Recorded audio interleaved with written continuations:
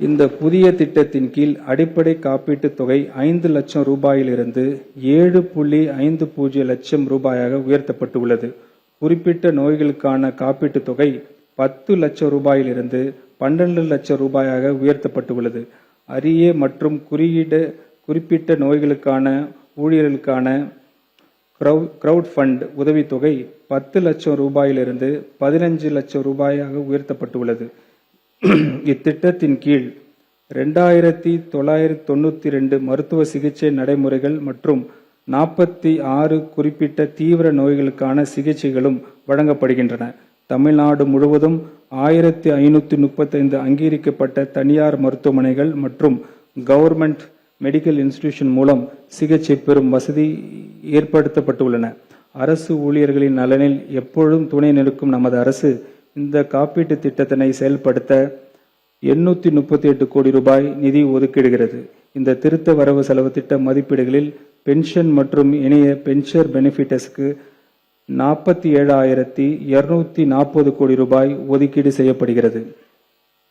நிதி நிர்வாகம் judicial administration நீதிமன்றங்கள் நீதியை நிலைநாட்டுவதிலும் மக்களுக்கு நீதியின் வேகமாக கிடைக்க செய்வதிலும் அவசியமான ஒன்றாகும். மக்கள் அன்றாடம் அணுகும் கோர்ட்ஸ் நீதிமன்றங்களுக்கு நவீன உட்கட்டமைப்பு வழங்க வேண்டிய அவசியத்தை உணர்ந்துள்ள நமது அரசு சென்னை பிராட்வேயில் 1375 கோடி ரூபாய் மதிப்பீட்டில் 160 கோர்ட்ஸ் உடன் இன்டகிரேட்டட் கோர்ட் காம்ப்ளெக்ஸை அமைக்க தக்க நடவடிக்கைகள் எடுக்கும். இந்த இன்டகிரேட்டட் கோர்ட் காம்ப்ளெக்ஸ் அமைக்க தேவையான முன் நடவடிக்கைகளுக்கு 10 கோடி ரூபாய் நிதி ஒதுக்கீடு செய்யப்படுகிறது.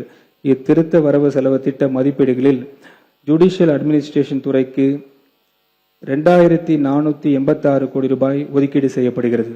சுற்றுலா டூரிசம் தமிழ்நாட்டின் செழுமையான பாரம்பரியம், துடிப்பான கலாச்சாரம் மற்றும் பல்வேறு இயற்கை காட்சிகள் சுற்றுலாவை பொருளாதார வளர்ச்சி, வேலைவாய்ப்பு உருவாக்கம் மற்றும் உள்ளூர் மக்கள் மேம்பாட்டிற்கான ஒரு முக்கியமான காரணமான சுற்றுலாத்துறையில் முதலீடு செய்வதை உள்ளூர் வாசிகள் வாழ்வாதாரத்தை வலுப்படுத்துவதோடு நமது கலாச்சார அடையாளத்தை பாதுகாத்து மாநிலம் எங்கும் உட்கட்டமைப்பு வளர்ச்சியை வேகப்படுத்துகிறது.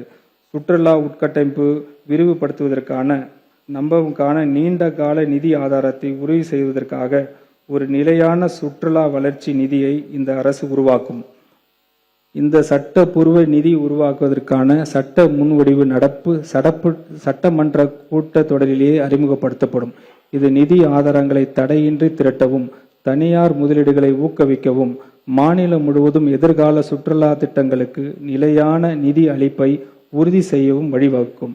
நமது வரலாற்று சிறப்பு மிக்க இடங்களை சர்வதேச தரத்துக்கு உயர்த்த தொலைநோக்க பார்வையின் கீழ் மாமல்லபுரத்தை ஒரு சர்வதேச சுற்றுலா தலமாக அரசு முழுமையாக மேம்படுத்தும். இத்திட்டத்தை செயல்படுத்த டெஸ்டினேஷன் டெவலப்மெண்ட்டுக்கான ஒன்றிய அரசின் திட்டத்தின் கீழ் 200 கோடி ரூபாய் மானியம் பெறுவதற்காக ஒன்றிய அரசு டீட்டெயில் பிளான் அளிக்கப்படுகிறது. இந்த ஸ்ட்ராட்டஜிக் இன்வெஸ்ட்மெண்ட் உலகதரம் வாய்ந்த சுற்றுலா வசதிகளை மேம்படுத்தி போக்குவரத்து வசதிகளை அதிகரித்து உலக சுற்றுலா வரைபடத்தில் தமிழ்நாட்டை இடத்தை வலுப்படுத்தும்.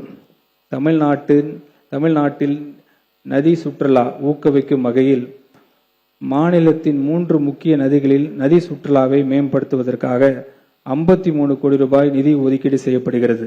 இது காவிரி நதியில் ஒகேனக்கல் டு ஸ்ரீரங்கம் வரையிலும், வைகை ரிவரில் மதுரையில் மற்றும் தாமிரபரணி ரிவரில் பாபநாசம் முதல் திருநெல்வேலி வரையிலும் அமைக்கப்படும். மேலும் தமிழ்நாட்டின் பல்வேறு பகுதியில் காணப்படும் உணவு மற்றும் கலை பண்பாட்டை பிரபலப்படுத்தும் நோக்கில் மாநிலத்தின் உணவு சுற்றுலா வழித்தடங்கள் வெளிக்கொணர திட்டத்தை உணவு மற்றும் கலை திருவிழாக இந்த அரசு 20 கோடி ரூபாய் ஒதுக்கீட்டில் செயல்படுத்தும். சமூக நலன் மற்றும் ஆன்மீக சுற்றுலாவின் ஊக்குவிக்கும் நோக்கில் ஒவ்வொரு ஆண்டும் மூத்த குடிமக்கள் தமிழ்நாட்டில் அவர்கள் விரும்பும் புனித தலங்களுக்கு அழைத்து செல்லப்படுவர். குளிர்சாதன பயணம், வசதியான தங்குமிடம் மற்றும் தரமான உணவு உள்ளிட்ட வசதிகள் வழங்கப்படும். இத்திட்டத்தை நடைமுறைப்படுத்துவதற்காக 20 கோடி ரூபாய் ஒதுக்கீடு செய்யப்படுகிறது.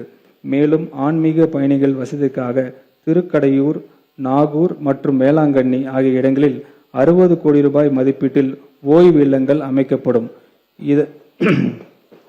இதன் மூலம் ஆன்மீக பயணிகள் பாதுகாப்பான மற்றும் வசதியான தங்குமிடத்துக்கான ஆண்டவரின் அருளை பெற முடியும்.